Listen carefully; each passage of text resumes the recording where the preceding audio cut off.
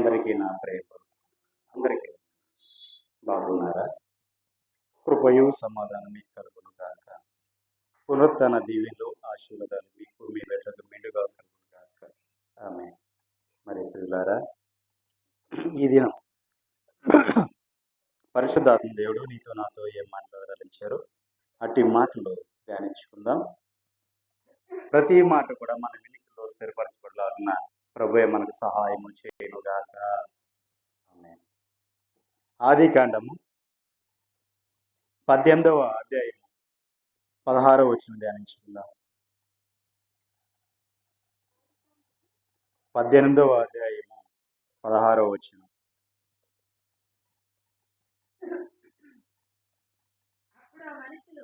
అప్పుడు ఆ మనుషులు అక్కడ నుండి లేచి సొదొమ తట్టు చూసిరి.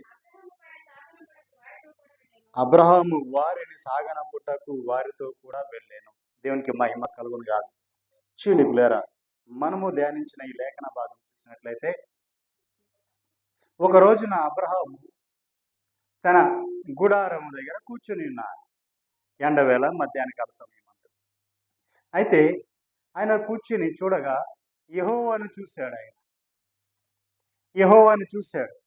ఆ దేవాది దేవులు వారిని చూడగానే పరిగెత్తుకుంటూ వెళ్ళాడు. అయితే అక్కడ ముగ్గురు మనుషులు వస్తూ కనిపించారు. ఆ ముగ్గురిని బ్రతిమలాడాడు, సాగిలపడ్డాడు. అయ్యా, ఈ దారిని గుండా వెళ్తున్నారు కదా, నా ఇంటికి వచ్చి కొంచెం ఆతిథ్యం స్వీకరించి కొంచెం విశ్రమించి వెళ్ళండి అయ్యా. ఈ ఎండవేళ వెళ్తున్నారు, కొంచెంసేపు సెద తీరి వెళ్ళండి అయ్యా అని చెప్పి బ్రతిమలాడాడు. సరే, అట్లాగే కానీ అన్నారు. అయితే వారు అక్కడ కూర్చొని ఉండగా ఆ చెట్టు కింద కూర్చోబెట్టాడు. తన ఇంట్లోకి వెళ్ళాడు.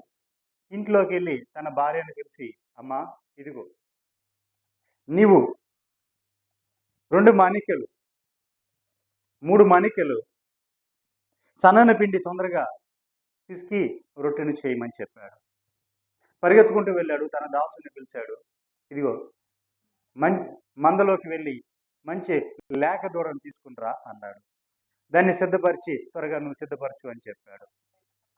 అలాగే ఆయన వెన్నను, పాలు అన్ని కూడా సమస్తము కూడా సిద్ధపరిచి శ్రేష్టమైన ఆ విందు భోజనానికి కావాల్సిన అవన్నీ కూడా సిద్ధపరిచి అవి కూడా ఎలాగా శీఘ్రముగా త్వరగా సిద్ధపరిచి అవన్నీ తీసుకొని ఆ చెట్టు కింద కూర్చున్న ఆ ముగ్గురు వ్యక్తుల దగ్గరకు తీసుకొని వెళ్ళారు. ఆ ముగ్గురు మనుషులు కూడా వాటిని భుజించారు. భుజించిన తర్వాత వారు అబ్రహాంని ఆశీర్వదించారు. అబ్రహాంని ఆశీర్వదించిన తర్వాత అప్పుడు ఆ మనుషులు అక్కడ ఉండి లేచి సొదొమ తట్టు చూసిరి.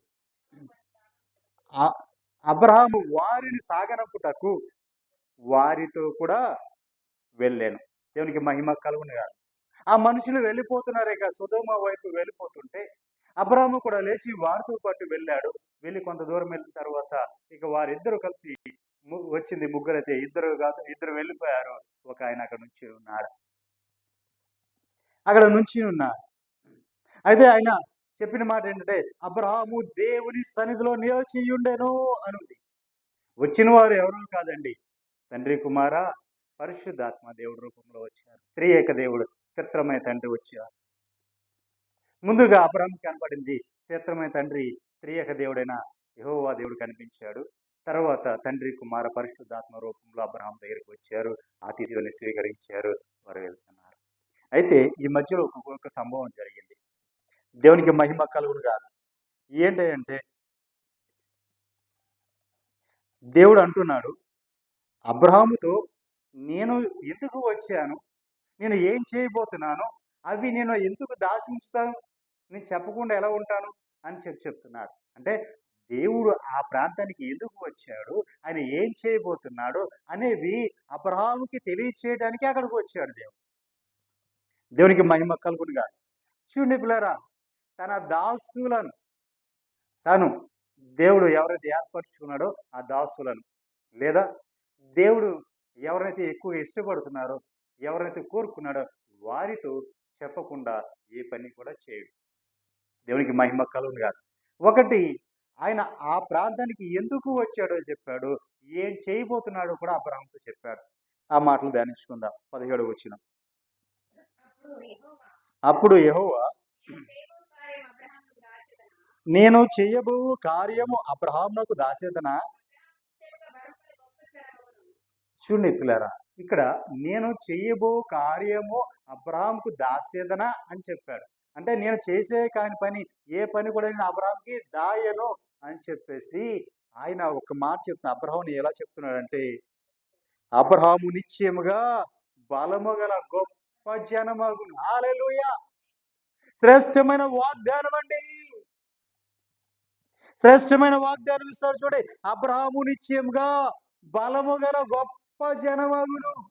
అప్పటికి అబ్రహాంకి ఏమీ లేదు. అబ్రహాంకి ఏమీ లేదు. కనీసం శారమ్మ గర్భం కూడా ధరించలేదు. దేవునికి మహిమ కలుగును గాక. కానీ అబ్రహాంకి ఇస్తున్న వాగ్దానం చూడే, అబ్రహాము నిశ్చయముగా బలము గల గొప్ప జనమగును. దేవునికి మహిమ కలుగును గాక. అతని మూలముగా భూమిలోని సమస్త జనములు ఆశీర్వాదించబడు. హల్లెలూయా! ఎవరి మూలంగా? అబ్రహాము మూలముగా భూమిలోని సమస్త జనములు కూడా ఆశీర్వాదించబడతారు. దేవునికి మహిమ కలుగు. చూడండి పిల్లరా, అబ్రహాము బలము గల గొప్ప జనం అవుతాడు ఒకటి. రెండవది, అబ్రహాము నిశ్చయముగా ఆశీర్వదించబడటమే కాకుండా తన మూలంగా భూమిలో ఉన్న సమస్త జనములు ఆశీర్వాదించబడతారు. ఎంత శ్రేష్టమైన వాగ్దానం అండి! ఎంత శ్రేష్టమైన ఆశీర్వాదం అండి! అబ్రహాము మూలంగా భూమి మీద సమస్త జనములు కూడా ఆశీర్వదించబడతారండి. మామూలు వాస్తవం అండి. దేవునికి మహిమ కలుగునుగా. దేవునికి మహిమ కలుగునుగా. హల్లెలూయా! నిజమే ప్రియులారా, ఎంత గొప్ప వాగ్దానం చూడండి. ఎంత గొప్ప ఆశీర్వాదం ఇచ్చాడో చూడండి దేవుడు. సమస్త జనములు ఆశీర్వదించబడతారు అంటే ఎవరి మూలంగా ఆశీర్వదించబడతారు? ఎలా ఆశీర్వదించబడతారు అంటే అబ్రహాము మూలంగా ఆశీర్వదించబడతారు. ఈరోజు నువ్వు ఎలా ఆశీర్వదించబడ్డావయ్యా అంటే నువ్వేం చెప్తావు? నా ప్రభు నన్ను ఆశీర్వదించాడండి, నా ప్రభు నన్ను హెచ్చించాడండి, నా ప్రభు ఇదిగో నేను ఇంత ఉన్నతంగా నన్ను నిలబెట్టాడండి, నా కుటుంబాన్ని ఇంత వర్ధిల్ల చేశాడండి అని చెప్తా. దానికి కారణం ఎవరు? దానికి మూల పురుషుడు ఎవడు అంటే అబ్రహాం. దేవునికి మహిమ కలుగునుగా. హల్లెలూయా! దేవుని నుంచి సంపాదించుకున్న ఈవి అది. దేవుని నుంచి సంపాదించుకున్న ఆశీర్వాదం అది. ఎటు వేళలో తెలియని పరిస్థితుల్లో కూడా దేవుని మాట పట్టుకొని దేవుని మీద విశ్వాసము కలిగి వెళ్ళవలసిన చోటికి నడుచుకుంటూ వెళ్ళిపోయినదే అబ్రహాము. అంటే ఒక విధంగా చెప్పాలంటే దేవుడే అబ్రహాంని నడిపించాడు. అంటే అబ్రహాం ఏం చేశాడు? దేవునికి అప్పగించుకున్నాడు. తను ప్రభువా నాకు తెలీదు, నువ్వు రమ్మన్నావు, నేను వస్తున్నా. నీవు నన్ను రమ్మన్నావయ్యా, ఇదిగో నేను బయలుదేరి వస్తున్నా. నీ ఎక్కడికి రమ్మన్నావో, ఎటు వెళ్ళాలో నాకు తెలీదు, నన్ను అక్కడ చేర్చేవాడు నీవే, నీ మాట చొప్పున నేను నిలబడుతున్నాను అని చెప్పాడు. తనకు కలిగింది పట్టుకున్నాడు, బయలుదేరాడు. ఎటు వేళలో తెలీదు, ఏ దిక్కుకు వేళలో తెలీదు, ఆ దేశం ఎక్కడుందో తెలీదు, ఎటువైపు వెళ్ళాలో తెలీదు, ఏ దిక్కుకు వెళ్ళాలో తెలీదు. కానీ బయలుదేరిపోయాడు. వెళ్ళే కొద్దిగా దేవుడు అతన్ని ఆశీర్వదించుకుంటానే వెళ్ళాడు. ఎక్కడ కూడా అతన్ని తక్కువ చేయలేదు. వెళ్ళే కొద్దిగా దేవుడు అతనిని ఆశీర్వదించుకుంటూనే వెళ్ళాడు. అంతకంతకు వృద్ధి చెందుకుంటూనే వెళ్ళాడు. వెళ్ళే పాటలకి అక్కడ చూస్తే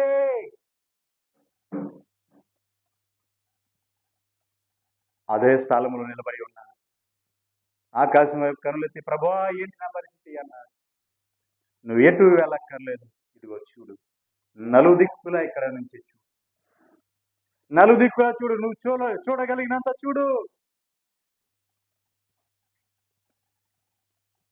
ఈ దేశాలన్నీ కూడా నీకు, నీ సంతానానికి శ్వాసంగా ఇస్తున్నా. హల్లెలూయా.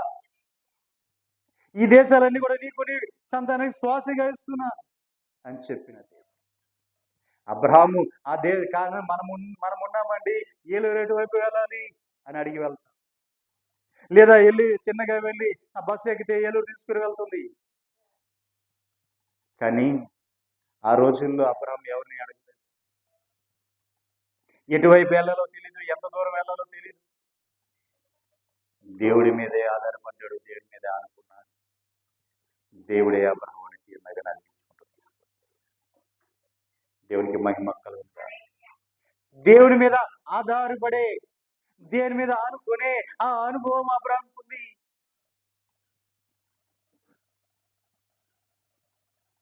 దేవుడితోనే నడిచే అనుభవంలోకి వచ్చాడు అబ్రహాము. ఎటు వెళ్ళాలో, ఎటు నడుచుకోవాలో, ఎంత దూరం వెళ్ళాలో తెలియని ఆ స్థితిలో కూడా, అయ్యా నువ్వు రమ్మన్నావు, ఇదిగో నేను బయలుదేరాను, ఇదిగో నా భార్యను తీసుకున్నాను, నాకు కలిగిన సమస్తము తీసుకున్నాను, అయ్యా నేను బయలుదేరుతున్నాను, నీదే భారం, నువ్వు ఎక్కడ తీసుకెళ్లాలో, ఎక్కడ నిలబెట్టుకుంటావు అది నీ చిత్తమయ్యా, నాకు తెలియదు అన్నాడు. చెయ్యి పట్టుకొని చిన్నగా తీసుకుని వెళ్ళి అక్కడ నిలబెట్టి, అబ్రహామా ఇదిగో చూడు, నువ్వు కనులెత్తి చూడు, నువ్వు చూడగలిగినంత చూడు, నువ్వు నడవగలిగినంత నడు, ఈ దేశాలన్నీ కూడా నీకు నీ సంతానానికి నేను స్వాస్యముగా ఇస్తున్నా. దేవునికి మహిమ కలుగుగా. కొంతకాలం అక్కడ అబ్రహాం ఉన్నాడు. అబ్రహాంతో అనేకమైన వాగ్దానాలు చేశాడు. ఇదిగో నీ సంతానము ఆకాశ నక్షత్రంలాగా ఉంటాయ్యా, ఇదిగో అబ్రహామా నీ సంతానం సముద్రపు ఇస్కరేణువులే ఉంటుందయ్యా, నువ్వు బలమైన జనం అవుతావయ్యా అని చెప్పాడు. అబ్రహాము దేవుని మాటను నమ్మాడు, ఆ మాటను పట్టుకున్నాడు.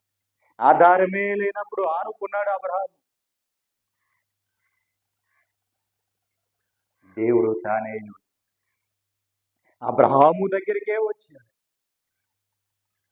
అబ్రహాంకి వాగ్దానం ఇచ్చినప్పుడు అబ్రహాంకి 75 సంవత్సరాలు. అబ్రహాంకి కుమారుని ఇచ్చినప్పుడు అబ్రహాంకి 100 సంవత్సరాలు.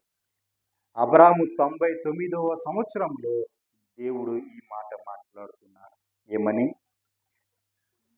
యెహోవా నేను చేయబోవు కార్యము అబ్రహాము నాకు దాచేదనా, అబ్రహాము నిశ్చయముగా బలము గల గొప్ప జనమగును. హల్లెలూయా. 99 సంవత్సరాలప్పుడు అబ్రహాంకి ఇచ్చిన వాగ్దానం ఇది. నిశ్చయముగా గొప్ప జనమగును. అబ్రహాము నిశ్చయముగా బలము గల గొప్ప జనమగును. అతని మూలముగా భూమిలోని సమస్త జనములు ఆశీర్వదించబడు. హల్లెలూయా. నిజమే. ఈ రోజున మనం ఆశీర్వదించబడ్డాము అంటే ఇన్ని వేల సంవత్సరాల తర్వాత కూడా ఈ రోజు నేను ఆశీర్వదించబడుతున్నాను భూమి మీద అంటే ఆనాడు అబ్రహాము సంపాదించుకున్న ఆ కృప అని నేను చెప్పగలను. దేవుని దగ్గర నుంచి తన వినయ భయభక్తులతో, తన ప్రవర్తన, తన నడవడికతో, దేవుని యందున్న తన విశ్వాసముతో ఆయన సంపాదించుకున్న కృప అది. ఈ రోజున భూమి మీద ఉన్న నేను, నా కుటుంబము, నీవు, నీ కుటుంబము ఆశీర్వదించబడుతున్నాయి అంటే ఆనాడు అబ్రహాము మన కోసము సంపాదించి పెట్టిన ఆ ఈవులే ఆశీర్వదమే. దేవునికి మహిమ కలుగునుగా. ఆ వాగ్దానమే మనం భూమి మీద అనుభవిస్తున్నా. దేవునికి మహిమ కలుగునుగా. హల్లెలూయా. చూడండి పిల్లారా, ముందుగా అబ్రహాము జీవితంలో ఆయన ఏమన్నాడు? నేను చేయబోవు కార్యము అబ్రహాంకు దాసేదనా అని చెప్పి ముందు అబ్రహాము జీవితంలో ఏం చేయబోతున్నాడో చెప్పాడు.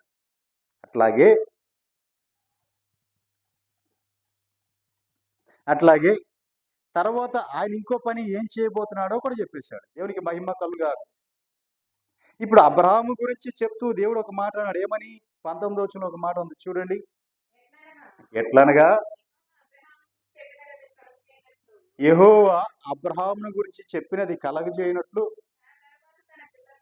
తన తరువాత తన పిల్లలను, తన ఇంటి వారును నీతి న్యాయములు జరిగించుచు యెహోవా మార్గమును గైకొనుటకు అతడు వారికి ఆజ్ఞాపించినట్లు నేను అతనిని ఎరిగి ఉన్నానని. హల్లెలూయా. అబ్రహాము గురించి సాక్ష్యం ఇస్తున్నాడు. అయ్యా, ఇంత శ్రేష్టమైన ఆశీర్వాదం అబ్రహాం ఇస్తున్నావేంటి? అయ్యా, ఇంత శ్రేష్టమైన ఆశీర్వాదాన్ని అబ్రహాంకి ఎందుకు ఇచ్చావు అయ్యా అని ఎవరు అడగకుండా ఉండడం కోసం దేవుడు ముందుగానే అంటున్నాడు. ఏమని? అబ్రహాము గురించి ఆయన చెప్పింది ఏంటంటే, అబ్రహాము తరువాత అబ్రహాం ఏం చేస్తాడంటే, తర్వాత తన పిల్లలకును తన ఇంటి వారికి నీతి న్యాయములను జరిగించుచు యెహోవా మార్గములు గైకొనుటకు అతడు వారికి ఆజ్ఞాపించినట్లు నేను ఎరిగి ఉన్నాను. దేవునికి మహిమ కలుగును. పిల్లలకి ఏం నేర్పిస్తాడు? అబ్రహాము తన పిల్లలకే కాదు, తన ఇంటి వారికి కూడా, అంటే ఇంటిలో పనిచేసే నౌకర్లే కానీ, ఇంటి దగ్గర ఉన్న వారికే కానీ, ఎవరికైనా సరే అందరికీ కూడా, తన పిల్లలకి, తన దగ్గర ఉన్న వారు, తన ఇంటి వారందరికీ కూడా నీతి న్యాయములు జరిగించడం ఎలాగో నేర్పిస్తాడు. నీతి న్యాయములు జరిగించడం నేర్పిస్తాడు. రెండవది, యెహోవా మార్గములు గైకొనుట అతడు వారికి ఆజ్ఞాపిస్తాడు. దేవునికి మహిమ కలుగును. దేవుని మార్గాలేవి? యెహోవా మార్గంలో ఏవో ఆ మార్గాలను బయలుపరిచి ఆ మార్గాలను వాళ్ళకి నేర్పిస్తాడు. మరి నీ పిల్లలకి నువ్వు మార్గాలు నేర్పిస్తున్నావా? దేవుని మార్గాలను నేర్పిస్తున్నావా? లేదా నీ మార్గాలు నువ్వు నేర్పిస్తున్నావా? నేను ఇదిగో ఈ మార్గం గుండా వెళ్ళాను, నువ్వు కూడా ఈ మార్గం గుండా వెళ్ళు అని చెప్తున్నావా? నేను ఈ మార్గం గుండా వెళ్ళి ఇదిగో ఇంత సంపాదించాను, నీవు కూడా ఈ మార్గం ఉండగా వెళ్ళి ఇంత సంపాదించని చెప్తున్నావా? నీ మార్గం చూపిస్తున్నావా?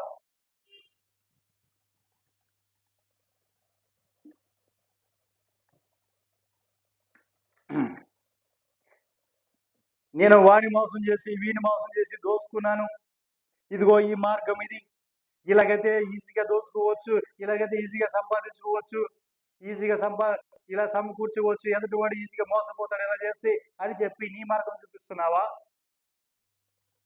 లేదా లోకులు పోయే మార్గం చూపిస్తున్నావా? లోకానుసార్లు నడుచుకునే మార్గం చూపిస్తున్నావా?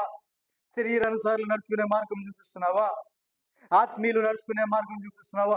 ఏ మార్గం నీ పిల్లలకు నువ్వు చూపిస్తున్నావు? నీవు ఏ మార్గం గుండగా నువ్వు వెళ్తున్నావు? రెండోది, ఏ మార్గాన్ని నీ పిల్లలు అనుసరించినట్లుగా నువ్వు చూపిస్తున్నావు? దేవునికి మహిమ కలుగునుగా. దేవుడే సాక్ష్యం ఇస్తున్నాడు అబ్రహాము గురించి. యెహోవా మార్గములను గైకొనుటకు అతడు వారి ఆజ్ఞాపించి. దేవునికి మహిమ కలుగును. అంటే దేవుడు చెప్తున్నాడు, ఇదిగో నా మార్గాలను వాళ్ళ పిల్లలకు, వాళ్ళ ఇంటి వారికి అతడు నేర్పిస్తాడు, గైకొన్నట్లుగా చేస్తాడని అతని గురించి నేను ఎరిగి ఉన్నాను అని చెప్తాను. మరి ప్రియులారా, నీ గురించి దేవుడు ఎరిగి ఉన్నాడా? నువ్వు దేవుని మార్గాల్లోనే నడిపిస్తున్నావా నీ పిల్లల్ని? దేవుని మార్గాలు గుండగానే వారిని పయనింప చేస్తున్నావా? ఆ మార్గం గుండగానే వెళ్తున్నారా? నీ అనుకుంటాం మనం ఏమని, అయ్యో అబ్రహాము ఆశీర్వాదము నాకు కావాలయ్యా అని. అబ్రహాము యొక్క ఆశీర్వాదము నీ మూలంగా సమస్త జనములు ఆశీర్వాదించబడును అంటే ఆమేన్ ఆమేన్ ఆమేన్ అను. ఎందుకంటే అంతగా ఆశీర్వదించబడాలి మనము, మన బిడ్డలు అంతగా ఆశీర్వదించబడాలి, మనం అంతగా వృద్ధి చెందాలి. అబ్రహాము కలిగిన ఐశ్వర్యం కలుగును కాకంటే ఆమేన్ ఆమేన్ ఆమేన్ అనుకుంటా. దేవునికి మహిమ కలుగును. ఎందుకంటే నేను అబ్రహాం అంతటి వాడిని అవ్వాలి. కొన్ని వేల సంవత్సరాల నుంచి ఈ రోజు కూడా అబ్రహాం ఐశ్వర్యము భూమి మీద నిలిచి అంతటి ఆశీర్వాదం అబ్రహాంకి ఇచ్చాడు. అలాంటి ఆశీర్వాదం ఎవరైనా వద్దనుకుంటారా అండి? ఎవరు వద్దనుకోరు. అబ్రహాం యొక్క ఆశీర్వాదం నాకు కావాలి అనుకుంటారు. దేవునికి మహిమ. కానీ ప్రియులారా, దేవుడు ఈ రోజున చూటిగా నీతోనే మాట్లాడుతున్నాడు. అబ్రహాము ఆశీర్వాదము నీకు కావాలి అంటే అబ్రహాము అబ్రహాము నడిచిన మార్గాలు నడవాలి. అబ్రహాము ఎరిగిన మార్గం నువ్వు ఎరగాలి. అబ్రహాంకి ఏ మార్గం తెలియదు. ఒక మాటలో చెప్పాలంటే అబ్రహాంకి తెలిసింది ఒకే ఒక మార్గం. ఏ మార్గం? యెహోవా మార్గం. దేవునికి మహిమ కలుగునుగా. యెహోవా మార్గం తప్ప అబ్రహాంకి ఏ మార్గం తెలియదండి. ఎందుకంటే అబ్రహాము దేవుడి మీద ఆనుకున్నాడు. దేవుని మీద ఆధారపడిపోయాడు. ఇక నాకు నీవు తప్ప నాకు వేరే దిక్కు లేదు. నాకు వేరే ఎవరు వద్దు అనుకున్నాడు. తన రక్త సంబంధికులు, తన బంధువులను, తన అయిన వారిని, తన పొరుగు వారిని అందరినీ విడిచిపెట్టేశాడు. తన భార్య తనకు కలిగిన దాన్ని పట్టుకున్నాడు. దేవుని మాట చేత పట్టుకున్నాడు. ఎటు వెళ్ళాలో తెలియదు, ఎక్కడికి వెళ్ళాలో తెలియదు, ఎంత దూరం వెళ్ళాలో తెలియదు. బయలుదేరేటప్పుడు నేను అనుకుంటాను, అబ్రహాము అయ్యా ఇదిగో నేను బయలుదేరుతున్నాను, నాకు ఎక్కడికి వెళ్ళాలో తెలియదు కాబట్టి నా చేయి పట్టుకొని నువ్వు అక్కడికి నడిపించి నన్ను అక్కడ నిలబెట్టయ్యా అని చిన్న ప్రార్థన చేసుకున్నాడేమో అనుకుంటా. దేవునికి మహిమ కలుగుగా. ఎందుకయ్యా అంటే అబ్రహాము ఎవరిని అడిగినట్టుగా కనపడాలా. అబ్రహాము ఎక్కడికి వెళ్ళాలో, ఎంత దూరం వెళ్ళాలో, ఏ ప్రాంతం వెళ్ళాలో, ఆఖరికి ఏ దిక్కుకు వెళ్ళాలో తెలియదు. ఈ రోజున మనం ఒక చోటికి వెళ్ళాలంటే మా పిల్లలు ఏం చేస్తారంటే మ్యాప్ సెట్ చేసేస్తున్నారు. దేవునికి మహిమ కలుగునుగా. హల్లెలూయా. నేను ఒక ఊరు వెళ్ళానండి ఈ మధ్య. నువ్వు ఎక్కడ ఉన్నావు డాడీ, నువ్వు పలానా చోట ఉన్నావు డాడీ అని చెప్పేస్తున్నాడు. దేవునికి మహిమ కలుగునుగా. వాళ్ళ ఇంటి దగ్గరే ఉన్నారు. నేను ఒకరు చూడటం కోసం ఊరు వెళ్ళాను. అయితే వాళ్ళు ఫోన్ చేసి నువ్వు పలానా చోట ఉన్నావు అని చెప్పేస్తున్నారు. ఏంటంటే మేము ఇక్కడ మ్యాప్లో చూస్తున్నాం. దేవునికి మహిమ కలుగునుగా. చూడండి, అంత టెక్నాలజీ వృద్ధి చెందిన దినాల్లో మనం ఉన్నాం. కానీ ఆ దినాలలో భూమి అంతా ఖాళీగానే ఉంటది. చెట్లతోనూ పుట్టలతోనూ ఉంటది. ఎటు వెళ్ళాలో తెలియని పరిస్థితి. ఆఖరికి ఇది దిక్కు, ఇది దిక్కు, ఇది దిక్కు అని దేవుడు చెప్పలా. ఇదిగో అబ్రహ్మ నువ్వు బయలుదేరి తూర్పు దిక్కుగా రా, నువ్వు ఉన్నా కానించి తూర్పు దిక్కురా అని చెప్పలా, లేదా పడమర దిక్కురా అని చెప్పలా, ఉత్తర దిక్కురా అని చెప్పలా, లేదా దక్షిణ దిక్కురా అని చెప్పలా. నీ పలానా దిక్కు వైపు నువ్వు రా అని చెప్పి దేవుడు చెప్పలా. ఏం చెప్పాడు? నేను నీకు ఇవ్వబోతున్న ఆ దేశానికి వెళ్ళు అని. అది నీకు శ్వాసంగా ఇస్తాను, నీకు నీ సంతానానికి ఇస్తాను అని చెప్తారు. దేవునికి మహిమ కలుగునుగా. హల్లెలూయా. అలా అని చెప్పినప్పుడు అబ్రహాము ఏమనుకోవాలి? ఇప్పుడు నేనున్నానండి, ఏదైనా ఒక ఊరు రమ్మన్నారు. ఊరు రమ్మంటే ఎటండి ఆ ఊరు, ఎటు వెళ్ళాలి, ఏం చేయాలి, ఏ బస్ ఎక్కాలి, లేదా ఎలా రావాలి, ఏ మార్గం ఉండే రావాలి, ఇవన్నీ కూడా నేను వాళ్ళని ఎంక్వైరీ చేసుకుంటాను, అడుగుతూ ఉంటాను. కానీ మరి ఆ కాలంలో ఇవేమీ తెలియదు. తన బంధువులతో, తన అయిన వారితో అందరితో కూడా అబ్రహాము చెప్పాడు, ఇదిగో దేవుడు నన్ను రమ్మన్నాడు, నేను వెళ్ళిపోతున్నాను. దేవునికి మహిమ కలుగునుగా. తన సహోదరుడు కూడా కాళ్ళ వేళపడి ఉండొచ్చు. ఏమని? అన్నయ్య ఎక్కడికి వెళ్తావు, మనమే కదా ఇక్కడ ఉన్నది, ఇంకా బయట ఎవరు లేరు కదా, ఎందుకు మనం విడిపోవాలి, ఎందుకు మనం దూరం అయిపోవాలి, మనం ఇక్కడ లేమా, మనకేమైనా తక్కువ అయిందా అంటే ఆ కాలంలోనే అబ్రహాం ఆస్తిపరుడు. అబ్రహాం ఏమి లేనివాడే, మంచి వ్యాపారం చేస్తున్నవాడు. అబ్రహాం వ్యాపారం ఆ కాలంలో మంచి జోరుగా సాగుతుంది. దేవునికి మహిమ కలుగునుగా. బొమ్మల వ్యాపారం చేసుకునేవాడు. ఒక రోజున అబ్రహాం దగ్గరికి ఒకడు వచ్చాడు. వచ్చి ఇదిగో అయ్యా, ఈ బొమ్మ నా ఇంట్లోకి వచ్చిన తర్వాత మొత్తం నా జీవితాన్ని మార్చేసి, ఇంత ఆస్తి సంపాదించగలిగా, ఇంత వృద్ధి చెందా, ఇంత అభివృద్ధి చెందా, ఇదిగో నేను చెప్పింది చెప్పినట్టుగా అందరి జీవితాల్లో జరుగుతున్నాయి. పిల్లలు లేని వారు వస్తున్నారా, దీంట్లోంచి ఇదిగో వాళ్ళకి ప్రసాదం లాగా ఒకటి పెడుతున్నా, వాళ్ళు పిల్లలు పుట్టేస్తున్నారు అని కొన్ని కార్యాలు వచ్చి చెప్తే అబ్రహాం ఆలోచించడం మొదలుపెట్టారు. ఏమని? అరే, ఈ బొమ్మను చేసింది నేను, నా చేత్తో నేను చేశాను, దీన్ని రూపించింది, దీని బొమ్మలు వేసింది నేను, ఈ రూపం తెచ్చింది నేను, దీన్ని వాడికి అమ్మాను, డబ్బులకి అమ్ముకున్నా. అమ్ముకుంటే ఇది వాడి జీవితంలో ఇంత కార్యం చేస్తుందంటే అసలు మనల్ని రూపించిన దేవుడు, మనల్ని ఈ విధంగా మలచిన దేవుడు, ఆయన ఇంకెంత గొప్పవాడై ఉండాలి. నన్నే ఎంత గొప్పగా పొగుడుతున్నాడు వచ్చి, ఆ బొమ్మ చేసేందుకు నన్ను ఇంత గొప్పగా పొగుడుతుంటే అసలు నన్ను చేసిన ఆ దేవుడు ఎంత గొప్పవాడై ఉంటాడు అని ఆలోచించడం మొదలుపెట్టారు. దేవునికి మహిమ కలుగుగాక. ఎప్పుడైతే అబ్రహాము మనసు దేవుని వైపు మళ్ళుకుందో అప్పుడు దేవుని స్వరం వినపడదు. అబ్రహామా, దేవునికి మహిమ కలుగుగాక. హల్లెలూయా. అప్పుడు అబ్రహామా అని పిలుస్తున్నాడు. అంటే మన మైండ్ సెట్ అవ్వాలి, ఏమవ్వాలి? దేవుని వైపు మళ్ళుకోవాలి. దేవుని వైపు మన మనసును త్రిప్పుకోవాలి. మన లోకం వైపు, మనుషుల వైపు చూసినంత కాలము కూడా దేవుడు ఏం మాట్లాడు మౌనంగానే చూస్తా ఉంటాడు. నీ వైపే చూస్తా ఉంటాడు. నువ్వు ఎప్పుడైతే ఆయన వైపు చూస్తావో, ఎప్పుడైతే ఆయన మీద ఆధారపడతావో, ఎప్పుడైతే ఆయన గురించి ఆలోచిస్తావో, ఎప్పుడైతే నీ తలంపుల్లో, నీ ఊహల్లో ఆయన నిండిపోయి ఉంటాడో అప్పుడు నీతో మాట్లాడటం మొదలు. దేవునికి మహిమ కలుగునుగాక. హల్లెలూయా. అబ్రహాం ఏం చేశాడండి?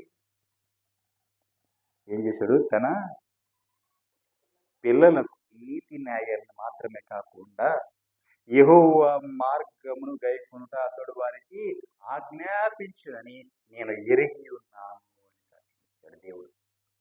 అంటే నీతి న్యాయాలు పిల్లలకు నేర్పించడమే కాదు, ఇంకేం నేర్పించాలి? దేవుని యెహోవా మార్గములను ఆజ్ఞాపించాలి. ఇది దేవుని మార్గం. ఈ మార్గంలో నడుచుకో. అయ్యా, నా జీవితాన్ని చూడు. ఇదిగో నేను కల్దీల దేశం అనే ఊర్లోంచి నన్ను ఇక్కడ తీసుకుని వచ్చాడు దేవుడు. నేను అక్కడి నుంచి వచ్చేటప్పుడు ఎలా వచ్చానో నాకు తెలియదు, ఏ విధంగా వచ్చానో నాకు తెలియదు. ఎందుకంటే ఈ ఊరు ఎక్కడ ఉందో కూడా నాకు తెలియదు. ఆయన ఇలా చేయి పట్టుకొని తీసుకుని వచ్చాడు. తిన్నగా ఇదిగో వెళ్ళు అన్నాడు. నేను బయలుదేరాను. నాకు ముందుగా ఆయన నడుచుకుంటూ వచ్చాడు. నాకు మార్గాన్ని చూపించుకుంటూ వచ్చాడు. అక్కడ తీసుకుని వచ్చాడు. అక్కడ నిలబడి ఉన్నాను. నిలబడిన తర్వాత ఏం చేయాలో చూడాలా. నేను చుట్టూతా చూస్తున్నా, ఎటు చూసినా ఎడారే కనపడుతుంది, ఎక్కడ పచ్చదనం కనపడలా. నాతో వచ్చిన ఆ లోతుగాడు ఆ పచ్చదనం వైపు వెళ్ళిపోయాడు. ఇప్పుడు మీ ఇద్దరం ఒక నిబంధన చేసుకున్నాం. ఏమిటంటే, ఇదిగో నువ్వు వెళ్ళిన దిక్కు నేను రాను అన్నాను. ఆ లోతు ఏం చేశాడంటే ఆ పచ్చకుండా చూసుకొని అది నాకు కావాలని చెప్పి అటువైపు వెళ్ళిపోయాడు. ఇప్పుడు మేము నిబంధన చేసుకున్నాం కాబట్టి నేను ఆ పచ్చదనం వైపు, లోతు వెళ్ళిన వైపు నేను వెళ్ళలేను. ఇప్పుడు నా పరిస్థితి ఏంటి? అయ్యా? నేను ఎటు వెళ్ళాలి? ఎటు చూసినా అయ్యా ఎడారే కనపడుతుంది, ఎటు చూసినా ఇసుకే కనపడుతుంది, ఎక్కడ కూడా పచ్చని తుప్ప కనపడట్లేదు, చిన్న గడ్డి పరక కనపడట్లేదు. అయ్యా, మరి నన్ను నమ్ముకొని మీరు నాకు ఇచ్చిన దాసులు చాలా మంది ఉన్నారు. ఇదిగో పశు మందలు ఉన్నాయి, పాడి గొర్రెలు ఉన్నాయి. అయ్యా ఇదిగోనైనా అయ్యా జీవాలని ఇన్ని జంతువులు ఉన్నాయి. ఇవన్నీ కూడా నా మీద ఆధారపడి ఉన్నాయి. ఈ కుటుంబాలు, బిడ్డలు, చంటి బిడ్డలు వీళ్ళందరూ కూడా ఆధారపడి ఉంటారు, నా మీద ఆధారపడి ఉంటారు. ఇప్పుడు వీరికి నేనేం చేయగలను? వీరు నేను ఎలా పోషించగలను? నేనేం చేయను? మీ మాట పట్టుకునే వచ్చాను కదయ్యా అన్నాడు. ఎక్కడికి వచ్చాడో తెలీదు, ఎక్కడ నిలబడ్డాడో తెలీదు. కానీ చూస్తూ చూస్తూ చుట్టూతా చూశాడు. ఆయనకి ఏ మాట రాకదు, ఏం చేయాలో తెలియలేదు. దేవుడి వైపు చూస్తున్నాడు. అయ్యా అనగానే, అబ్రహామా నేనున్నాను, నా కుమారుడు ఎందుకు భయపడ? చూడు, నీ కన్నులెత్తి చూడు, చుట్టూతా చూడు, నీవు చూడగలిగినంత చూడు, చుట్టూతా చూడు. నువ్వు నడవగలిగినంత నడువు, వెళ్ళు, నువ్వు నడవగలిగినంత నడువు. ఈ దేశాలన్నీ కూడా నీకు, నీ సంతానానికి నేను స్వాస్యముగా ఇస్తూ. హల్లెలూయా. అది దేవుని కృప. ఆయన మీద ఆధారపడితే అలా ఉంటది. దేవునికి మహిమ కలుగుతుంది. ఆయన మీద ఎప్పుడైతే ఆధారపడతామో, ఆయనకి మనం ఎప్పుడైతే అప్పగించుకుంటామో, ఆయన మార్గానికి మనము అప్పగించుకుని, అయ్యా ఇదిగో నాకు తెలియదు, నీవే తీసుకుని వెళ్ళయ్యా అని మనం అనుకుని ఆయనకు సమర్పించుకున్నప్పుడు ఆయనే తీసుకుని వచ్చి అక్కడ నిలబెట్టి, ఇదిగో ఇదే నీకు ఇవ్వబోతున్నా వాగ్దానం అని చేయబోతారు. దేవునికి మహిమ కలుగునుగా. హల్లెలూయా. నిజమే పిల్లరా, మనం ఎప్పుడైతే ఆయన మీద ఆధారపడతామో అప్పుడు ఆయనే మనం చేయబట్టుకుని తీసుకువెళ్తాడు. అదే అలా కాకుండా అయ్యా నువ్వు పలానా చూడరమ్మన్నావా, సరే నేను వచ్చేస్తాను అని చెప్పి మనం అక్కడికి వెళ్ళిపోయాం అనుకోండి, అది వేరుగా ఉంటాం. మనకు తెలిసింది కాబట్టి వెళ్తూ ఉంటాం, మనకి ఇష్టం వచ్చేటికి మనం వెళ్తూ ఉంటాం. మన బిడ్డలకు మనం నేర్పించే విధానం మన మార్గాలు నేర్పించుకోవాలి. అంటే మన నడవడికలు మనం నేర్పించుకోవడం, మనకు తెలిసిన మనం నేర్పించుకోవడం. లోకానుసారులుగా లోకులు జీవించినట్లుగా వాళ్ళు జీవించినట్టు, ఇగో వాడిని చూడు ఎలా సంపాదించాడు, వీడిని చూడు ఎలా సంపాదించాడు, వాడు చూడు ఎలా వృద్ధి చెందాడు, వీడు చూడు ఎలా ఎంత అభివృద్ధి చెంది ఎంత సంపాదించాడు చూసావా, నీవు కూడా అంత సంపాదించాలి, అంత సంపాదించావు, వాడికంటే ఎక్కువ సంపాదించాడు, వాడు సంపాదించాడు, వాడికంటే ఎక్కువ సంపాదించాడు అని లోకల్ మార్గం నుంచి చూపించబాక. అది నిలబడదు, ఏదో ఒక రోజున పతనం అయిపోతుంది. దేవునికి మహిమ కలుగు.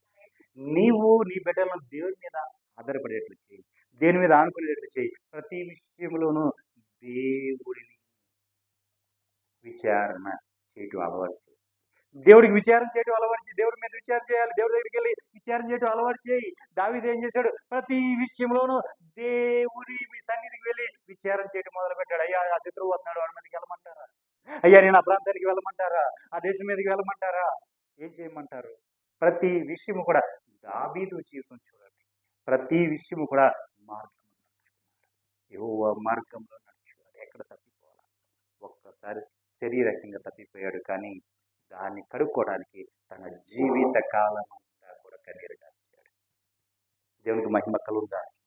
ప్రతి మార్గము కూడా ప్రతి విషయంలో కూడా దేవుని చేత విచారణ పొందిన తర్వాతే దావీదు మొదలు పెట్టాడు. ఎందుకంటే దావీదుకు తెలుసు దాని యొక్క విలువ. దావీదు తెలుసు దేవుని యొక్క విలువేంటో. ఎందుకంటే అక్కడ యుద్ధం చేసేది దావీదు కాదు, దేవుడే. దేవునికి మహిమ కలుగుతా. అయ్యా నేను ఆ శత్రువు వచ్చాడు నా మీదకి, నేను వెళ్ళాలా వద్దా? దావీదా, నేను చెప్పే వరకు నువ్వు కదలవద్దు, అక్కడే. అదుగో కొమ్మలు కదులుతున్నాయా? ఆ కొమ్మలు కదులుతున్నాయా? బయలుదేరు. దావీదు అని చెప్పినప్పుడు ఆ కొమ్మ ఎప్పుడు కదులుద్దా అని దావీదు అలా కన్నులు తెలుసుకున్నాడు. రెప్ప కూడా మొయ్యలా, అలా కన్నులు తెలుసుకుని అలా చూసుకునే ఉండిపోయాడు. ఎందుకంటే ఈ రెప్ప మూసినప్పుడు కాబట్టి కదిలిపోయినట్టు మళ్ళీ అక్కడే మిస్ అయిపోతాం అని. దేవునికి మహిమ కలుగుగా. అక్కడ దావీదుకి విజయం ఇవ్వలేదా? ఇచ్చాడే ఇవ్వలేదా? దేవునికి మహిమ కలుగుగా. దావీదు అక్కడ యుద్ధం చేయలేదండి, వెళ్ళమన్నాడు అంతే. దావీదు వెళ్ళేవాడికి అక్కడ సమస్తము కూడా అన్ని కూడా ఆయన యుద్ధం చేసి మొత్తం ముగించేసి ఇచ్చాడు. దేవునికి మహిమ కలుగుగా. హల్లెలూయా. దావీదు యుద్ధం చేయడానికి అక్కడ ఏం లేదు, వెళ్ళి తిరిగి వచ్చాడు అంతే. చూసి వచ్చాడంటే దేవుడు ఎలా యుద్ధం చేశాడు చూసాడు. అనేక పలుమార్లు దావీదు మీదకి శత్రువులు పలుమార్లు వచ్చినా దావీదు మర్చిపోండి అంటే దేవుని సన్నిధిలో విచారణ. ప్రతి విషయంలో ఏ విషయంలో అయినా సరే అన్ని విషయాల్లో కూడా దేవుని సన్నిధిలో విచారణ చేసిన తర్వాతే దావీదు అడుగుపెట్టాడు. ఆఖరికి దేవుని మందిరము కట్టడానికి కూడా దావీదు దేవుడి మీద ఆధారపడ్డాడు. అయ్యా నేను ఈ పని చేయొచ్చా చేయకూడదా అని సేవకుని అడిగినప్పుడు సేవకుడు, ఇదిగో దావీదు, దేవుడు నీకు తోడై ఉన్నాడు, నువ్వు చేసే ప్రతి పనిని దేవుడు ఆశీర్వదిస్తున్నాడు కదా, చెయ్యి, నీ హృదయంలో ఏది తలపించదు అది నీ మనస్ఫూర్తిగా చెయ్యి అని చెప్పేసి సేవకుడు వెళ్ళిపోయాడు, ప్రవక్త వెళ్ళిపోయాడు. కానీ ప్రవక్త గుమ్మం దాటకముందు దేవుడు చెప్తున్నాడు, ఇదిగో దావీదుతో ఈ మాట చెప్పు, అతడు నా మందిరం కట్టడానికి వీలు లేదు. దేవునికి మహిమ కలుగును. హృదయానుసారుడే. ఎంతగానో దావీదు దేవుడి మీద ఆధారపడేవాడు. దేవుడు ఎంతగానో దావీదుని ప్రేమించాడు, ఎంతగానో హెచ్చించాడు. కానీ మందిరం కట్టి చూడాలని మాత్రము ఇష్టం. దేవునికి మహిమ కలుగును.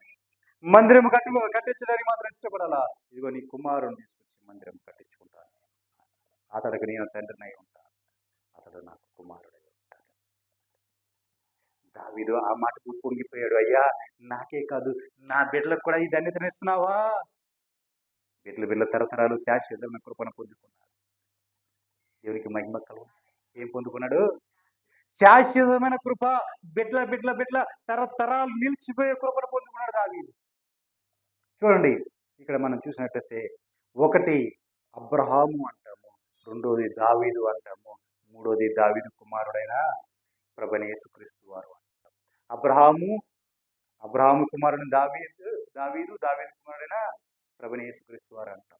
మధ్యలో చాలా మంది ఉన్నారు, కానీ వారికి అంత పేరు రాదు. వీరికి మాత్రం పేరు ఎందుకు వచ్చింది? అబ్రహాముకి అంత పేరు ఎందుకు వచ్చింది? తర్వాత దావీదుకు అంత పేరు ఎందుకు వచ్చింది? మధ్యలో ఎవరు లేరా? ఎంతమంది సంతానం ఉన్నారు? మరి వాళ్ళందరికీ రాలేదు. తర్వాత దావీదు కుమారుడు యేసుప్రభు వారికి మాత్రం ఎందుకు అంత పేరు? అంటే వీరి ద్వారా సమస్త జనములు ఆశీర్వాదించబడే ఆ వాగ్దానం నెరవేరింది. దేవునికి మహిమ కలుగును. అబ్రహాముకి ఇచ్చిన ఆశీర్వాదం దావీదు ద్వారా, దావీదు సంతానమైన ప్రభుని యేసుక్రీస్తు వారి ద్వారా నెరవేర్చబడింది. దేవునికి మహిమ కలుగును. చూడండి పిల్లారా, అబ్రహాంకి దావీదుకి 2000 సంవత్సరాలు, దావీదుకు యేసుప్రభు వారికి 2000 సంవత్సరాలు తేడా ఉంది. అయినా సరే ఆ వాగ్దానం అలా నెరవేరుతుంది. మరి ఏం కారణం ఏంటి? ఎందుకని అంటే అబ్రహాము తన పిల్లలకు, తన ఇంటి వారికి యెహోవా మార్గములను, నీతి న్యాయములను జరిపించుతూ దేవుని యొక్క యెహోవా మార్గములను వారికి ఆజ్ఞాపించును. అంటే ఆ మార్గాలను నేర్పిస్తాడు, ఆ మార్గాలను తెలియజేస్తాడు. తెలియచేశాడు కాబట్టి ఇంత దాకా వచ్చింది. ఎక్కడ దాకా వచ్చింది? ఎక్కడ దాకా వచ్చింది? అబ్రహాముకి దావీదుకి 2000 సంవత్సరాలు, సుమారుగా ఇంకెక్కువే అవ్వచ్చు. ఆ దావీదు నుంచి ప్రభువైన యేసుక్రీస్తు వారికి 2000 సంవత్సరాలు, ప్రభువైన యేసుక్రీస్తు వారికి మనకి 2000 2000, ఇది 26 సంవత్సరాలు. దేవునికి మహిమ కలుగునుగా. ఇన్ని సంవత్సరాల గ్యాప్లో కూడా ఆశీర్వాదం అలాగే. మరి ఆశీర్వాదానికి వారసులు ఎవరు? మీరు కాదా? మీకు వద్దా? దేవునికి మహిమ కలుగునుగా. హల్లెలూయా. మనయే ఆశీర్వాదాలు మనం పొందుకొని అనుభవించడం. దేవునికి మహిమ కలుగునుగా. ఈ దీంట్లోన ప్రతి ఆశీర్వాదం కూడా మనదే, మన కోసమే ఆయన ఇచ్చాడు. కాకపోతే అబ్రహాముని అక్కడ చూపించాడు. అబ్రహాం ఏం చేశాడు అది మనం చేయాలి. దేవునికి మహిమ కలుగునుగా. అబ్రహాం ఏం చేశాడు? ఏంటి అబ్రహాం గారు, అబ్రహాం ఏం చేశాడు? దేవునికి మహిమ కలుగునుగా. హల్లెలూయా. అబ్రహాము తన పిల్లలకును తన ఇంటి వారికి నీతి న్యాయమును జరిగించుచు యెహోవా మార్గములు గైకొనుట అతడు వారికి ఆజ్ఞాపించినట్లు నేను అతన్ని జరిగి ఉన్నాను. దేవునికి మహిమ కలుగునుగా. అంటే నీతి న్యాయాలు జరిపించుకుంటూ దేవుని మార్గాల్లో వాళ్ళు నడుచుకునేట్టుగా చేశాడు, వాళ్ళు నేర్పించాడు. అలాగే నీ బిడ్డలకు కూడా, నీవు కూడా అలాంటి అనుభవంలోకి, అదే మార్గంలోకి నువ్వు నడిపించగలిగితే అబ్రహాము ఆశీర్వాదము ఖచ్చితంగా నీవు కూడా పొందుతానే చేస్తావు. దేవునికి మహిమ కలుగునుగా. హల్లెలూయా.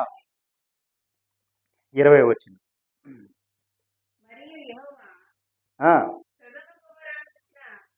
చూడండి, యెహోవా సొదొమ గొమొర్రాలను గూర్చిన మొర గొప్పది గనుకను,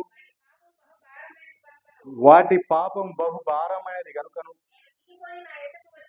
నేను దిగిపోయి నా యొద్దకు వచ్చిన ఆ మొర చొప్పున వారు సంపూర్ణంగా చేసిరో రేదో చూసేదను, చేయని ఎడల నేను తెలుసుకుంటాను అని చెప్పాడు. అబ్రహాంతో చెప్తున్నాడు. అబ్రహామా, ఒకటి అబ్రహాంని ఆశీర్వదించాడు దేవుడు. అబ్రహాం జీవితంలో ఏం చేయబోతున్నాడో చెప్పాడు. రెండోది ఆయన వచ్చిన పని ఏం చేయబోతున్నాడో ఆ సొదొమ గొమొర్రా గురించి చెప్పాడు. ఆ సొదొమ గొమొర్రా మొర దేవుని సన్నిధికి వెళ్ళిందంట, అది గొప్పదంట. దేవునికి మహిమ కలుగునుగా. అది చూడండి, ఆ మొర ఏది మొరపెట్టింది? సొదొమ గొమొర్రా ఊర్లు మొరపెట్టాయి, మనుషులు కాదు మొరపెట్టేది. ఆ ఊర్లు మొరపెట్టాయి దేవునికి. ఆ మొర ఎలాంటిదండి? గొప్పది. వాటి మొర గొప్పదంట. అంటే అంతగా ఎందుకు అవి మొరపెట్టినాయి అంటే వాటి పాపము బహు భారమైనది. దేవునికి మహిమ కలుగునుగా. ఆ సొదొమ గొమొర్రాలో ఉన్న ప్రజలు చేసిన ఆ పాపము బహు భారమైనది. ఆ దేశం పెట్టిన మొర బహు గొప్పది. ఎందుకంటే ప్రభువా, నేను భరించలేకపోతున్నా, ఇది భూమి చెప్తుంది, అయ్యా ఇదిగో నేను భరించలేకపోతున్నాను, ఈ పాపాన్ని నేను మోయలేకపోతున్నాను అయ్యా, నాకు విడిపించయ్యా, నాకు విడుదల దయచేయ్యా అని మొరపెట్టింది. దేవునికి మహిమ కలుగునుగా. హల్లెలూయా. ఎంతగా మొరపెట్టింది అంటే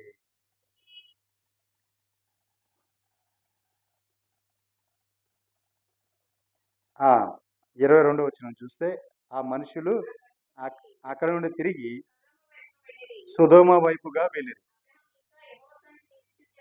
చూసారా, మనుషులు అక్కడ నుంచి సొదొమ వైపు వెళ్ళిపోయారు. కానీ అబ్రహాం మాత్రం ఎక్కడ ఉన్నాడు? దేవుని సన్నిధిలో మాత్రం నిలిచిపోయాడు. దేవునికి మహిమ కలుగును గాక. హల్లెలూయా. దేవుని సన్నిధిలో నిలిచిపోయి అబ్రహాము దేవుని సమీపించి ఎట్లా అన్నాడు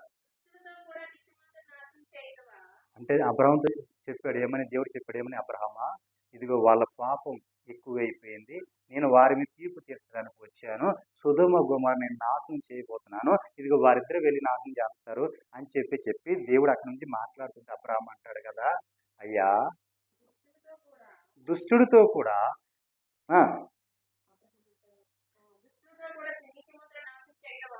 దుష్టుడితో కూడా నీతిమంతుని నాశనము చేయదువా? ఆ పట్టణంలో ఒకవేళ 50 మంది నీతిమంతులు ఉంటే వాళ్ళందరూ, దానిలో ఉన్న 50 మంది నీతిమంతుల నిమిత్తము ఆ స్థలము నాశనం చేయకుండా దాయివా అయ్యా ఆ చొప్పున చేసి. చూడండి ప్రియులారా, ఇక్కడ చెప్తున్నమాట, దుష్టుడితో కూడా నీతిమంతుణ్ణి చంపుట నీకు దూరమగును గాక అని ఎవరితో అంటున్నాడు ఈ మాట? దేవునితోనే అంటున్నాడు. అయ్యా ఇప్పుడు నువ్వు చంపాలనుకుంటున్నావు, అంత బాగుండు, ఓకే, నువ్వు చంపేస్తావు, ఎందుకంటే సర్వ సృష్టి నీదే, కాబట్టి నీకు విరుద్ధంగా వాళ్ళు నడుచుకున్నారు, నువ్వు చంపేస్తావు. కానీ అక్కడ నీతిమంతులు ఉన్నారుగా, మరి వాళ్ళు కూడా నువ్వు చంపేస్తే ఎట్లా? ఇది న్యాయమేనా అయ్యా అంటున్నాడు దేవుడు. దేవునికి మహిమ కలుగుగా. ఏమడుగుతున్నాడు? ఇది న్యాయమేనా అయ్యా? ఇది నీకు న్యాయమేనా? నీతిమంతులు ఉన్నారు కదా, మరి అక్కడ కనీసం ఒక అంత పట్టణం ఉంది, అన్ని వేల మంది ఉన్నారు, అక్కడ ఒక 50 మంది అన్నా నీతిమంతులు ఉంటారు కదా అయ్యా, వారిని విడిచిపెట్టేయ్యా అంటే దేవుడు అన్నాడు, సరే 50 మంది ఉంటే నేను ఆ పట్టణాలని ఏమి చేయకుండా విడిచిపెట్టేస్తాను అన్నారు. చూడండి, ఆ నీతిమంతుని అంటే పరిశుద్ధుణ్ణి, నీతిమంతుడైన పరిశుద్ధుని పాపితో సమంగా ఎంచడం అది నీకు దూరం అగును గాక.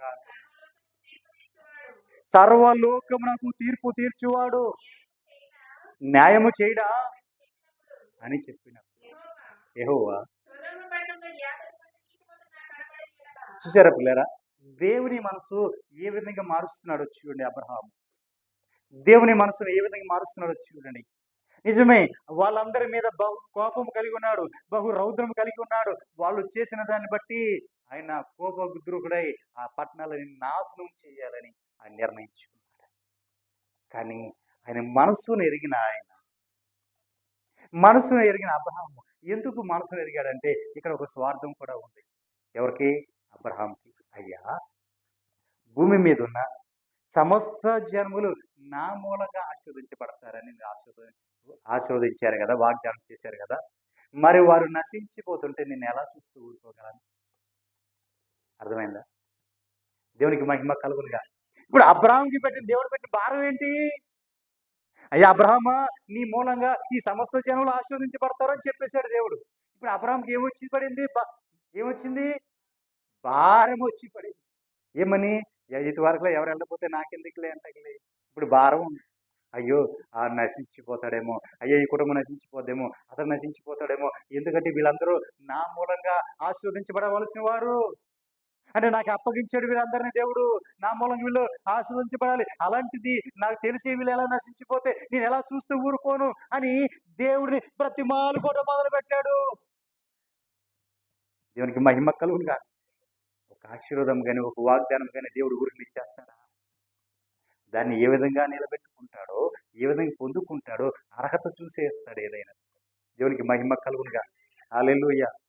అమ్మా అభిప్రాయాన్ని కొంచెం తగ్గించండి. ఒకడికి వచ్చి అడిగాడండి, ఒక 100 రూపాయలు నాకు కావాలన్నాడు. 100 రూపాయలు ఏమంటే నువ్వు ఆలోచిస్తావా? పొద్దున్నే వచ్చి అడిగాడు, నాకు 100 రూపాయలు కావాలి, నాకు 100 రూపాయలు కావాలి ఇవ్వండి అన్న. అంటే 100 రూపాయలు సరే ఏదో చీప్ అనుకోండి, కొన్ని 1000 రూపాయలు, ఒక 1000 రూపాయలు అడిగాడు, లేదా 1,00,000 రూపాయలు అడిగాడు. హల్లెలూయా. 1,00,000 రూపాయలు అడిగాడు. ఒక అతను వచ్చి అయ్యా నాకు 1,00,000 రూపాయలు కావాలి అన్నాడు. ఇప్పుడు అంటే నేనే వెళ్ళాను అబ్రహాం దగ్గరికి వెళ్ళి, మన ఈ అబ్రహాం గారి దగ్గరికి వెళ్ళి, అబ్రహామా నాకు 1,00,000 రూపాయలు కావాలి, నాకు కొంచెం అవసరం ఉందయ్యా ఇస్తావా అని అడిగాను. ఏమంటాడు? ఏ విధంగా ఇవ్వగలడు? ఇతను ఎలా ఇవ్వగలడు? ఇతని వెనకాల ఏమైనా ఉందా? ఇతనికి వచ్చే ఆదాయం ఏమైనా ఉందా? ఇతను ఈ రోజు కమ్మని రేపైనా ఏ విధంగా ఈ రూ. 1,00,000 నాకు ఇవ్వగలరు నేను ఇస్తే అని అనుకుంటారు. ఆలోచిస్తారు. ఏమండి అబ్రాహాం గారు? ఆలోచిస్తారు. దేవునికి మహిమ కలుగు ఖచ్చితంగా ఆలోచిస్తారు. ఇతని మూలంగా మనకు తిరిగి మన డబ్బు ఎలా వస్తుంది అనేది. అలాగే ఒక ఆశీర్వాదమైన ఒక వాగ్దానం అది దేవుడు మనకి ఇచ్చాడంటే అది మన ద్వారా అనేకులకు వెళ్ళాలి. అది అనేకులు అనుభవించాలి. మనము చెడిపోయి మధ్యలో ఆగిపోయామనుకోండి, అది అక్కడితో నిలిచిపోదు. అవి ఇవి ఏమైపోద్ది, అక్కడితో నిలిచిపోదు. అలా నిలిచిపోయేటట్టు దేవుడు ఎందుకు వస్తాడు? ఇవ్వడు.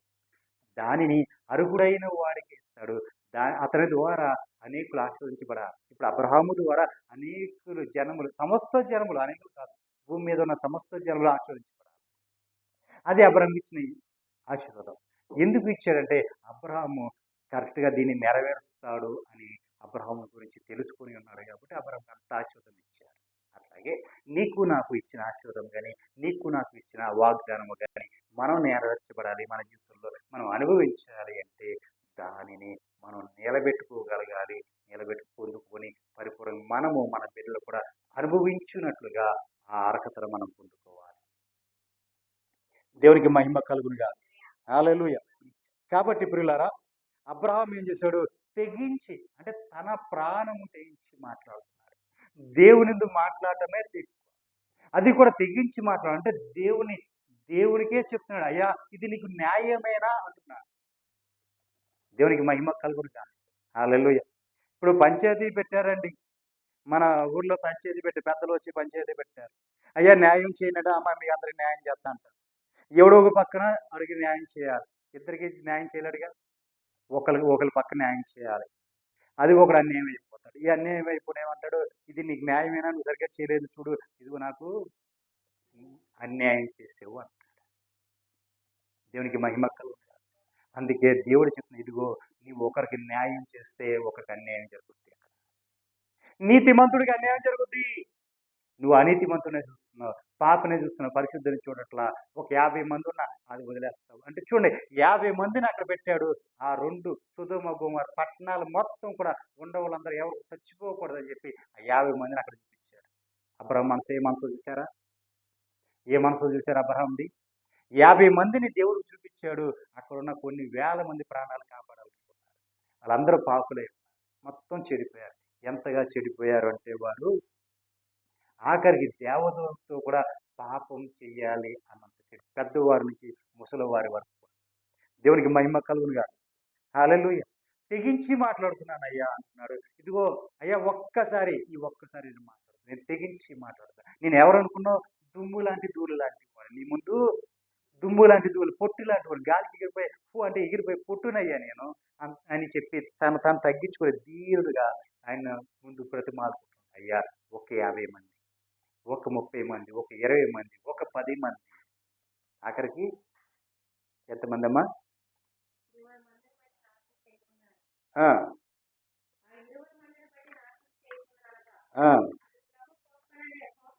అది మరిపడి బతులు అనుకుంటున్నాడు.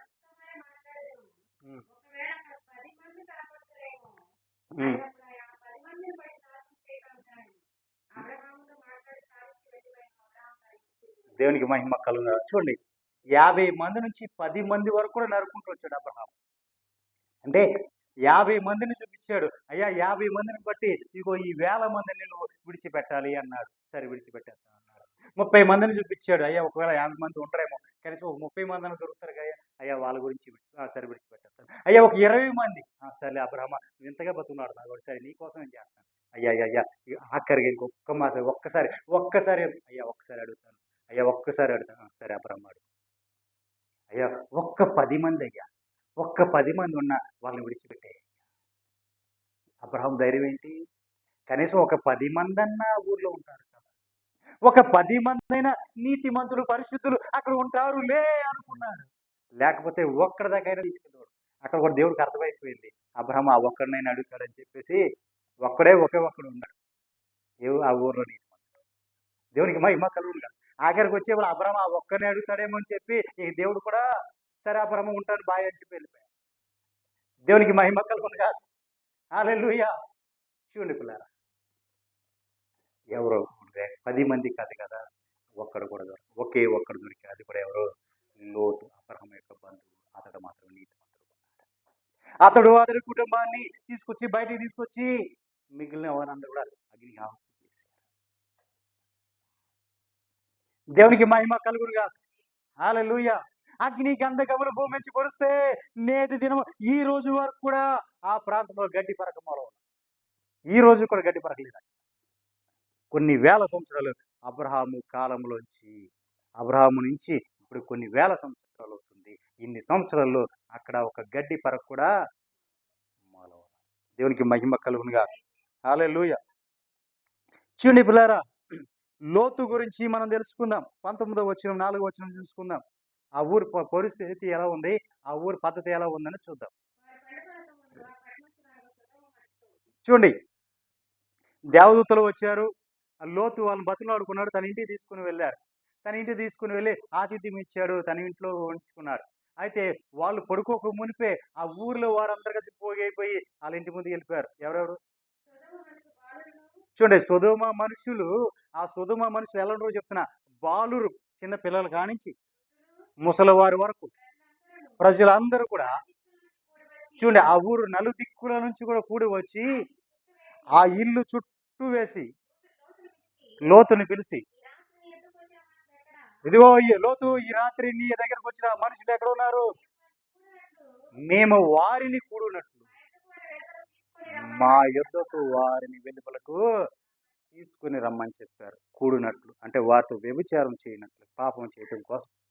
అంటే ఎంత విచ్చలవిడి అయిపోయిందంటే అంత అంత విచ్చలవిడైపోయింది. మా పురుషులే, స్త్రీలే విచ్చలవిడి అయిపోయింది. అంత విచ్చలవిడి పాపం. అది కూడా ఈ కడవరి దినాల్లో మనకు కనపడుతుంది. దాన్ని కూడా చట్టాలు చేస్తున్నారు. ప్రభుత్వాలు కూడా నిలబడలేక, ప్రభుత్వాలు తన ఉనికిని కోల్పోతాయేమో అని చెప్పి వాళ్ళకు సపోర్టుగా చట్టాలు చేసుకుంటూ వస్తున్నారు. ఇష్టము కలిగి 18 సంవత్సరాలు దాటిన వారు ఎట్లయినా సహజీవనం చేయవచ్చు. పెళ్లి చేసుకోకుండా ఇష్టం వచ్చినట్లు కాపురం చేయవచ్చు. మన దేశ చట్టం. దేవునికి మహిమ కలుగునుగా. ఇప్పుడు కొత్తగా చేయబడే చట్టం ఏంటండి? 18 సంవత్సరాలు దాటిన తర్వాత తన ఇష్టానికి వదిలేయవచ్చు, ఎట్లయినా చేసుకోవచ్చు, సహజీవనం చేయవచ్చు. దేవునికి మహిమ కలుగునుగా. విదేశాలలో చూస్తే వాళ్ళు ఇష్టం వచ్చినట్లుగా వారు ఎంత కాలమైనా ఉండవచ్చు, సహజీవనం చేయవచ్చు, ఎలాగైనా చేయవచ్చు. ఇంకా కొంచెం ముందుకు వెళ్ళి పురుషులే పెళ్ళిళ్ళు చేసుకుంటారు, స్త్రీలే పెళ్ళిళ్ళు చేసుకుంటారు. వారిని అభ్యంతరపరచడానికి వీలు లేదు. ఇది దేవునికి విరోధమైనది. ఇది. కానీ ఈ కడవరి కాలంలో, ఈ అంచె దినాల్లో, అపాయకరమైన దినాల్లో, హానికరమైన దుఃఖదిన దుర్దినాల్లో ఇవన్నీ కూడా జరుగుతాయి అని చెప్పి ముందుగానే ఆయన మనకు ప్రకటించారు. ఈ దినాలన్నీ కూడా అంత్యకాలంలో జరుగుతాయి. దేవునికి మహిమ కలుగునుగాక. హల్లెలూయా. అలాంటి పరిస్థితిలో వచ్చారు. అయ్యా, ఇదిగో వారు నా ఇంటికి అతిథులుగా వచ్చారు కాబట్టి, నేను వాళ్ళకి ఆతిథ్యం ఇచ్చాను కాబట్టి వాళ్ళని పంపించడం కుదరదు. కావాలంటే ఇదిగో పురుషుడిని ఎరగనటువంటి వారు, అంటే కన్య స్త్రీలు, నాకు 2 కుమార్తెలు ఉన్నారు. ఇదిగో వారిని మీకు ఇస్తున్నా, తీసుకుని వెళ్ళండి, మిస్ముసలు చేసుకోండి. లేదు, వాళ్ళు మాకెందుకు కావాలి? దేవదూతలు వచ్చారు, వాళ్ళే మాకు కావాలి. దేవునికి మహిమ కలుగునుగా. హల్లెలూయా. అని రెండవది, అతని మీద ఏమని తిరుగుబాటు చేశారు తెలుసా? వీడు ఎక్కడి నుంచో వచ్చి మన మీద పెత్తనం చేయాలనుకుంటున్నాడు, మన మీద న్యాయాధిపతి ఇతడు ఉండాలనుకుంటున్నాడు అని అటువైపు తిప్పుకుంటూ వచ్చి జనాలందరూ కలిసి అతని మీద వీడెవడో మనలోనికి పరదేశిగా వచ్చి వీడు తీర్పరగా చూస్తున్నాడు కనుక వారి కంటే నీకు ఎక్కువ కీడు చేస్తామని చెప్పారు. ఎవరికంటే వచ్చారే, దేవతలు వచ్చారే, వారికి కీడు చేయాలనుకున్నారు వీరు. ఇప్పుడు ఏమన్నారు? వారికంటే కూడా నీకు ఎక్కువ కీడు చేస్తామని చెప్పి లోతు మీద వాళ్ళందరూ కలిసి దొమ్మిగా పడ్డారంట. తలుపు పగలగొట్టడానికి సమీపించారు. అయితే ఆ లోపలికి వచ్చిన మనుషులు తమ చేతులు చాచి లోతుని లోపలికి వేసి తలుపులు బిగించి వారి కనులు అంధకారంగా చేస్తే అసలు తలుపు ఎక్కడ ఉందో తెలియక తెల్లవారు తడువుకున్నారు. తలుపు ఎక్కడ ఉందో తెలియక తెల్లవారులు తడువుకున్నారు. తెల్లారిన తర్వాత లోతుని తన కుటుంబాన్ని బయటకు తీసుకుని వెళ్ళిపోయారు. ఇంకోటి విషయం ఏంటంటే లోతుతో చెప్పారు, ఇదిగో ఇంకా నీ బంధువులు ఎవరైనా ఉంటే, నీ వాళ్ళు ఎవరైనా ఉంటే వాళ్ళను కూడా తీసుకొచ్చు అని చెప్పారు. లోతు ఏం చేశాడంటే గబగబా తన అల్లుళ్ళు అంటే తనకు ప్రదానం చేయబడి తన ఇద్దరు కుమార్తెలకు ప్రదానం చేయబడిన అల్లుడి దగ్గరికి వెళ్ళి, అయ్యా ఇదిగో ఈ పట్టణం నాశనం అయిపోతుంది, దేవుడు నాశనం చేయబోతున్నాడు రండి అంటే వారు ఇతన్ని ఏళన చేశారు, అపహసించారు ఇతన్ని. అంటే అతను వెళ్ళిపోయాడు. లోతు తన భార్య ఇద్దరు కుమార్తెలు బయట తీసుకుని వెళ్ళిపోయాడు. ఆ ఊర్లో ఉన్న మొత్తం అందరూ కూడా ఏమైపోయారు, అగ్ని గంధకముల చేత కాలి ఊడిపోయారు. దేవునికి మహిమ కలుగునుగా. కానీ అబ్రహాము యొక్క ప్రార్థన ఏంటి? దేవుని పాదాలు పట్టుకున్నది ఏంటి? తన ప్రాణానికి తెగించి అడిగింది ఏంటి? కనీసం ఒక్క 10 మంది అయినా నీతిమంతులు ఉంటే ఈ గ్రామం మొత్తం వదిలేయ్యా. దేవునికి మహిమ కలుగునుగా. ఈ ప్రాంతాలు ఈ 2 పట్టణాన్ని వదిలేయ్యా అంటే ఆ 2 పట్టణాల్లో కొన్ని వేల మంది జనం ఉన్నారు, కానీ 10 మంది కూడా నీతిమంతులు లేరు. ఎంతమంది నీతిమంతులు అంటే ఒకే ఒక్కడ మాత్రమే ఆ ఊర్లో నీతిమంతులు. దేవునికి మహిమ కలుగునుగా. హల్లెలూయా. నిజమే పిల్లారా, మనము చూసినట్లయితే అబ్రహాము ఆశీర్వాదము మనం పొందుకొని మన బిడ్డలు పొందుకొని మనం అనుభవించాలి అంటే మనం ఏం చేయాలి? మన బిడ్డలకు నీతి న్యాయములతో పాటు దేవుని మార్గములను మనము వారికి నేర్పించాలి. అప్పుడు ఆ ఆశీర్వాదం పొందుకొని మనం అనుభవిస్తాం. దేవునికి మహిమ కలుగునుగా. హల్లెలూయా. అబ్రహాములో మనం చదవబడిన ఈ భాగంలో కొన్ని లక్షణాలు. ఒకటి, దేవునికి ఆతిథ్యం ఇచ్చి అంటే దేవునిని కూడా ఎరగగలిగిన మనస్సుని అబ్రహాం కలిగి ఉన్నారు, ఆత్మ పొంది ఉన్నారు. అంటే దేవుణ్ణి ఎరగగలిగిన దేవుని ఆత్మని అబ్రహాం పొంది ఉన్నాడు. రెండోది, అబ్రహాము ఆశీర్వాదం పొందుట ఎట్లనగా సమస్త జనముల కంటే సమస్త జనం కూడా నీ మూలంగా ఆశీర్వదించబడతారని ఆశీర్వాదాన్ని పొందుకున్నారు.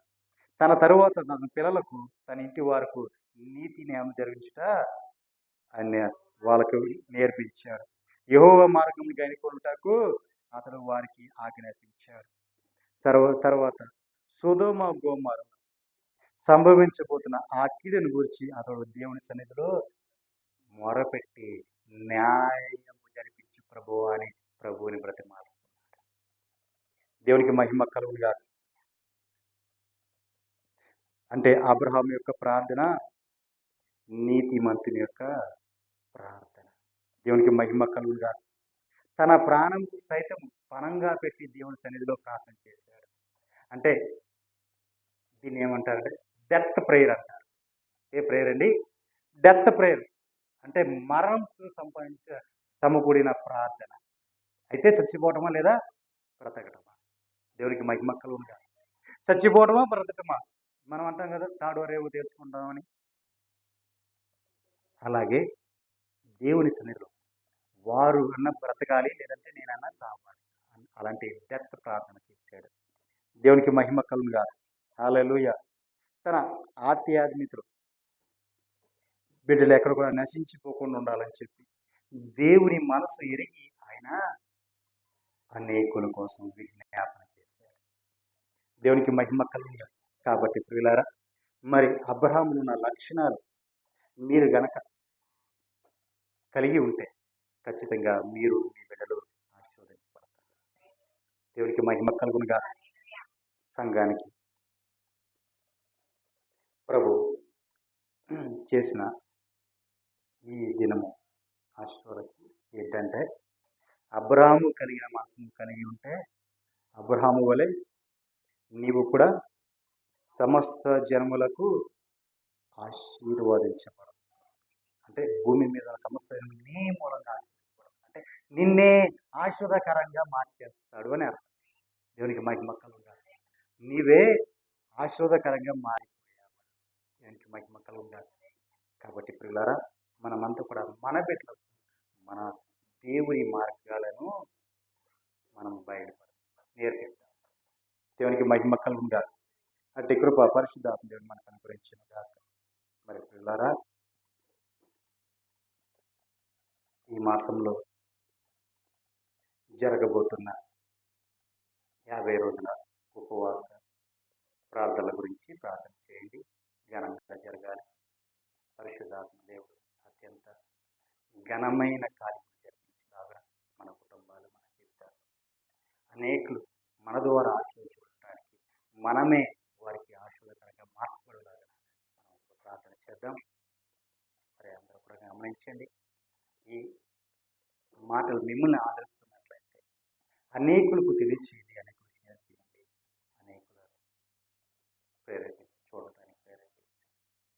మీ ప్రార్థన అవసరం ఏమన్నా మా వాట్సాప్ నెంబర్కి మెసేజ్ పెట్టండి. మీకు నేను ప్రార్థన చేస్తూనే ఉంటాను. మీ అందరికీ మా పేరు అందరికీ మరి బల్లకు సిద్ధపడిన వారందరూ కూడా ఎదురుకి రండి, ఎదురుకొచ్చి మా